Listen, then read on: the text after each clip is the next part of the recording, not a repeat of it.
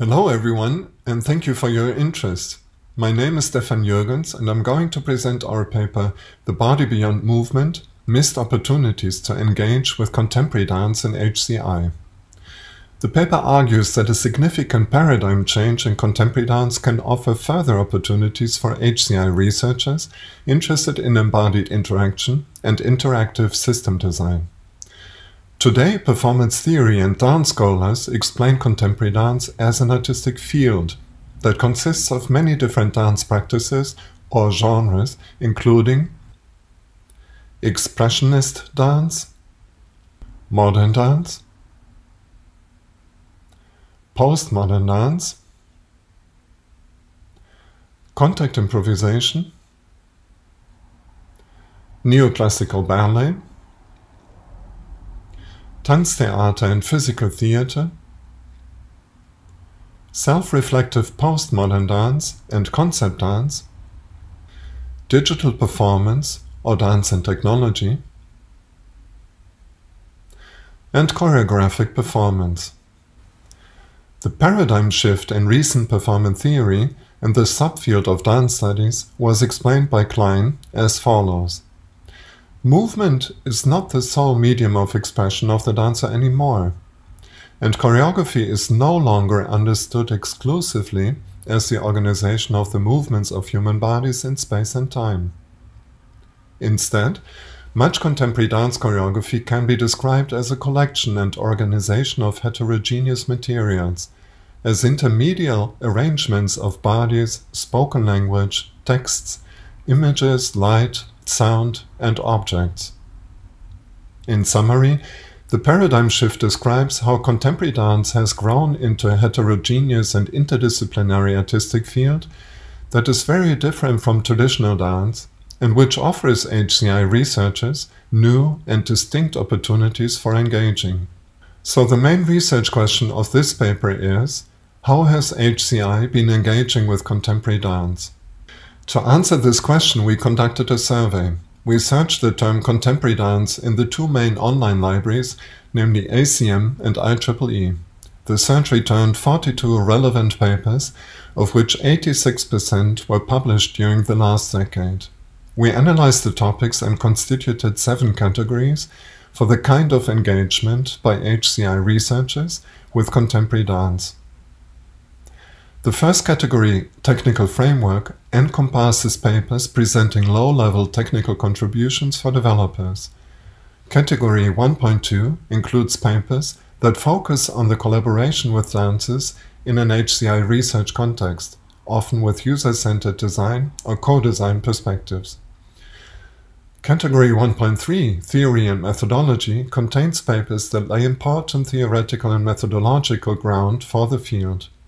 The fourth category, Support Tools for Dance, comprises papers presenting hardware and software solutions to support end users. In category 1.5, we find papers that focus on specific artistic work and processes at the intersection of contemporary dance and various kinds of technologies. The last two categories, Dance Archive Documentation and Audience Studies, were added despite only containing a single paper each, because they represent significant research areas. The most recent categories are Research through Practice and Theory and Methodology. High percentages of total publications in these particular categories are certainly symptomatic of the paradigm change in contemporary dance discussed above. Next, we wanted to know, how do HCI researchers understand the term contemporary dance? It is not a question that can be answered in a simple and straightforward fashion, because none of the papers we looked at offers a tentative definition of contemporary dance, nor does any of the papers refer back to existing definitions in the literature or the related scientific areas, such as dance studies or performance theory. Hence, our method for analysis and coding was to compile a list with all descriptions of the term contemporary dance, characteristics attributed to it, and relevant contextual information.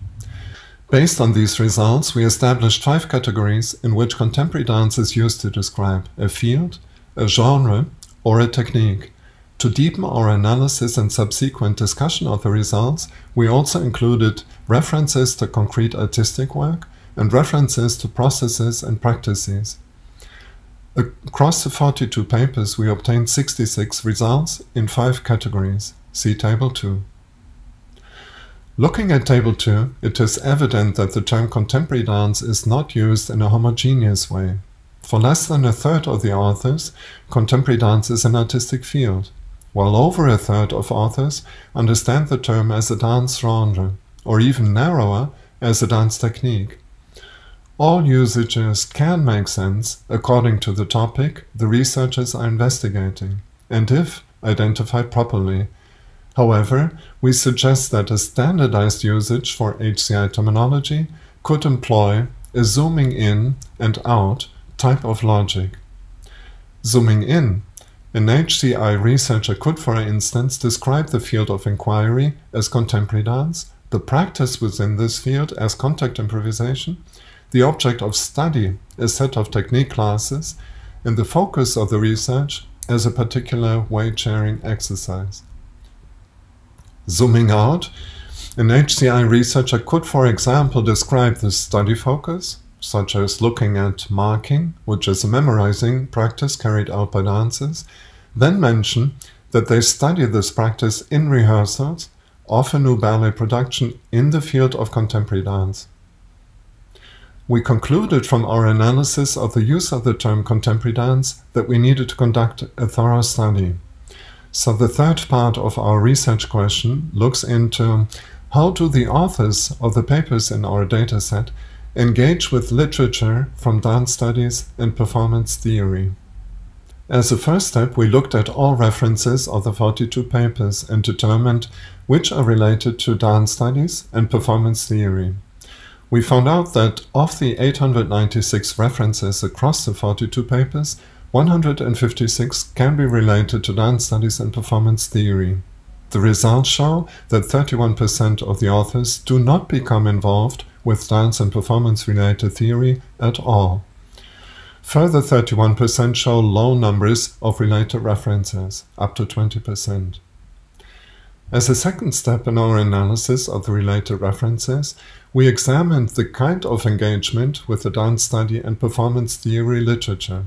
To this end, we employed a method by Marshall et al., which they developed to study the quality of citations in a large sample of all CHI 2016 papers. Our analysis produced results that are positive on the one hand and disturbing on the other hand. The positive conclusions are critique citation in our dataset is more than twice as much, 10.3%, compared to Marshall et al., 4.8%. All critique citation instances appear in papers from the last decade, and more than 80% of critique citations are very recent. Hopefully, this constitutes a growing tendency. Nevertheless, Table 5 also shows an alarming result. 83.3% of all papers contain no critique citation, and only 16.7% contain critique citation. In comparison, Marshall et al. Found 43 papers lacking any critique citation in their dataset. Marshall et al. Have alerted lack of discussion and critique of previous work can encourage the spread of misunderstandings and errors. Failure to understand and discuss prior work is already leading directly to poor quality research.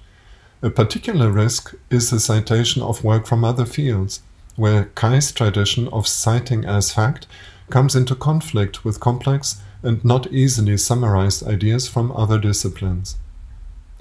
We have found the following types of problems which can arise when contemporary dance-related theory and concepts are introduced and employed without proper critical discussion.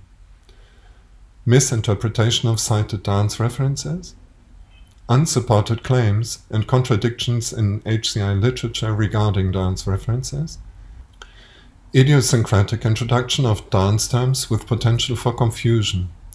If you are interested in concrete examples, please consult our paper for the details. However, there are also exemplary instances of critique citation in the dataset, such as clear theoretical contextualization and scope, critical assessment based on presented references. Coming to the final part of this presentation, we ask ourselves what opportunities for HCI can arise through engagement with the paradigm shift in contemporary dance and performance theory. There are three kinds of opportunities that we see emerging. The first opportunity presents itself when engaging with the topic of embodied interaction from the perspective of performance research and theory. We propose that looking into epistemologies and theories of embodiment from the perspective of performance theory is beneficial for HCI researchers who want to reflect critically on HCI methodologies and production. A second opportunity arises from the use of recent contemporary dance methods and practices into more applied research areas within HCI, for example in the field of social robotics.